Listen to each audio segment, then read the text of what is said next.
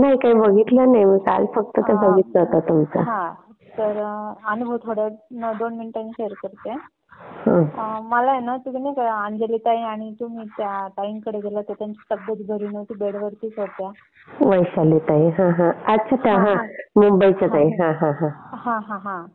तर त्यांचा काय प्रॉब्लेम आहे ते तुम्हाला माहिती आहे का, सांगता येईल का? कारण आहे ना, आमच्या इथे ना आता म्हणजे वारल्या पण ताई. वारल्या त्या.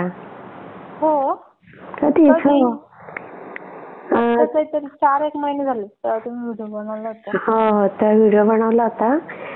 नंतर काही दिवसातच वारल्या त्या. कारण त्यांच्याकडे काहीच होत नव्हतं ना. अच्छा. काय होतंय, काय झालं?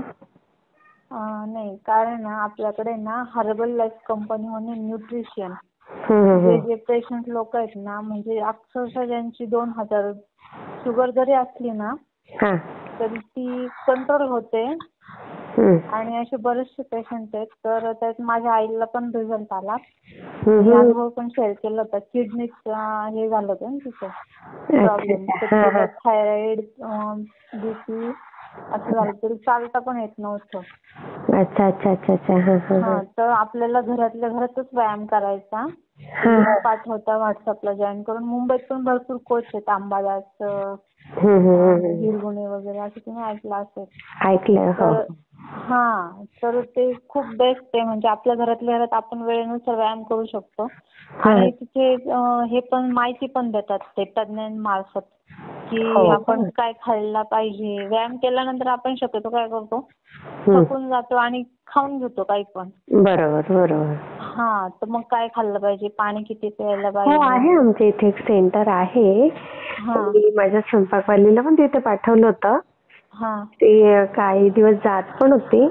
पण नंतर कसं आहे ताई, ते पैसा तर लागतोच तिथे, नाही असं नाही. पण होतंय काय माहितीये का, नंतर ते बंद केलं की त्याच्या दामदुपटीत वाढतात त्या मुली. काय वाटतं, वजन? हो. नाही, जर तुम्हाला फोटो पाठवला तर तुम्ही शॉक व्हाल, आता एवढी जाड झाली होती. नाही, मग ते काय होतं, तेच आपलं चुकतं ना. मग आपण काय करतो, काही काळ करतो आणि सोडून देतो. तर त्यांनी सकाळ संध्याकाळ लिंक ठेवलेली आणि डेफिनेटली आपण अर्धा ते 1 तास व्यायाम केलाच पाहिजे. आणि आपण काय खायचं नाही हे पण ते सांगतात. तिने किती वर्ष, 2 वर्ष केलं, कारण तिची काय एवढी परिस्थिती नाही एवढा पैसा खर्च करायची. नाही, पैसे जर आपण आता ते काय खूप सिरियस असेल तर आपण कमी करतो वजन. पण नंतर जर आपण आहे ना व्यायाम चालू ठेवला किंवा त्यांनी जे सजेशन दिलेलं आहे की आपण काय खायला पाहिजे, काय नाही खायला पाहिजे, ह्याचं जर करत राहिलं ना तर भरपूर फरक पडतो.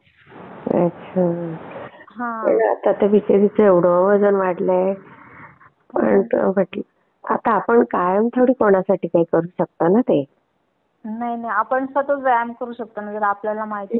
तिने व्यायाम केला पाहिजे. आता मी तर काय, माझं सकाळी फिरायला जाणं न चुकता, नंतर एक्सरसाइज, नंतर खाण्यापिण्याचं स्वतःहून कंट्रोल करते की साखर, मैदा हे मी माझ्या पोटात जाऊच देत नाही. आणि दुसरी गोष्ट म्हणजे मी वॉटर फास्टिंग करते. फक्त पाण्यावरचा उपवास करतो. आमच्या शाळेतले बरेच जण करतात. तर ते वॉटर फास्टिंग असं आहे ना, म्हणजे सुरुवातीला आपल्याला होत नाही 40 तासाचा, पण सुरुवातीला कमीत कमी 24 तासाचा तरी केलं पाहिजे. फक्त पाण्यावरचा उपवास.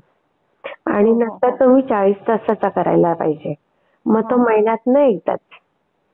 तर तो मी फक्त पाण्यावरचा उपवास करते 40 तासाचा. पण ताई इतकं वजन पण कंट्रोलमध्ये आहे. आणि ह्या म्हणजे साखर, मैदा असे प्रकार पोटात जाऊच देत नाही. आमच्या शाळेतल्या खूप जणांना इतका रिझल्ट आहे पाण्याचा उपवासाचा ना. कारण आता आमच्यासाठी नोकरी करतात, आम्ही करू शकतो समजा काही पैसे वगैरे ऍडजस्ट, म्हणून मी त्याच्यासाठी करत होते खर्च. पण मी स्वतःसाठी कधीच काही असं बाहेरचं घेतलं नाही.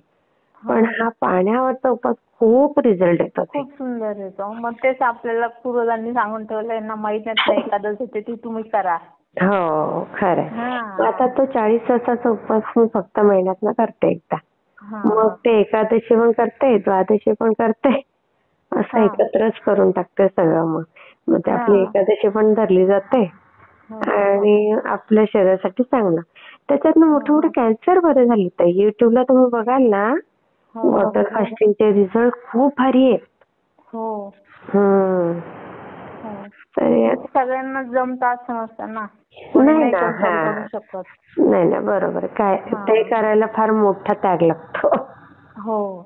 खरं. आणि आपल्या शरीराची मानसिकता पण पाहिजे. नाही, शरीराची सगळ्यांची असते ताई कपॅसिटी, पण कसं मानसिकता नाही. अगदी बरोबर बोलला तुम्ही की मानसिकता नाही. त्यांना ना असं झटपट रिझल्ट हवा असतो. की असं घेतलं की असं मला परिणाम व्हायला पाहिजे असं. खरं बोलला तुम्ही ते. आता वॉटर टेस्टिंगचं म्हणता ना तुम्ही, तर मी पण केलेलं होतं. अच्छा, केलंय वॉटर फास्टिंग?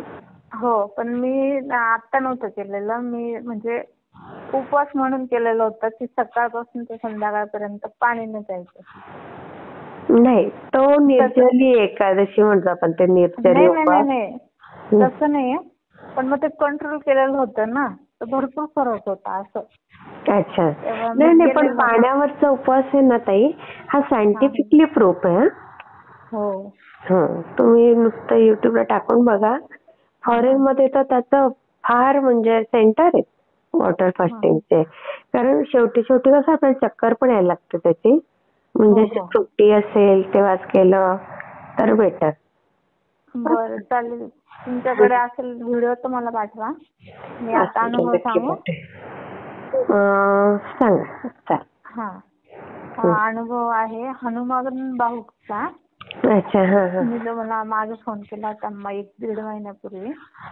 तर जी माझ्या जखमा होत्या खुजायच्या त्या बऱ्या होत नव्हत्या. एकीकडनं झाली की एकीकडनं व्हायची.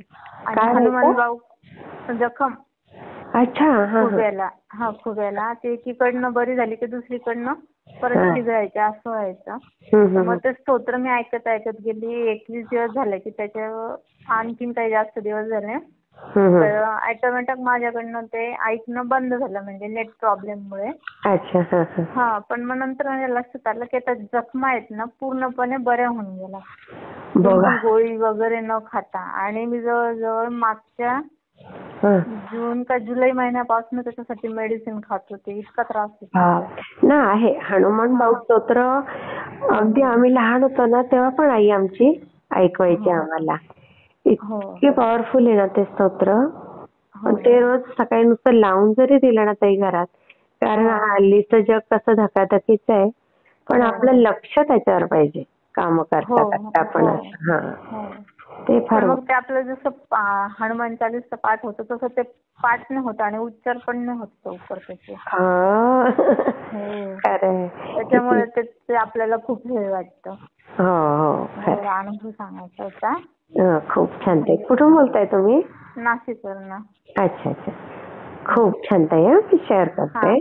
आणि मला एक विचारायचं होतं की एज्युकेशन बद्दल काही व्हिडिओ बनवा ना. 10वी नंतर काय, 12वी नंतर काय मार्गदर्शन.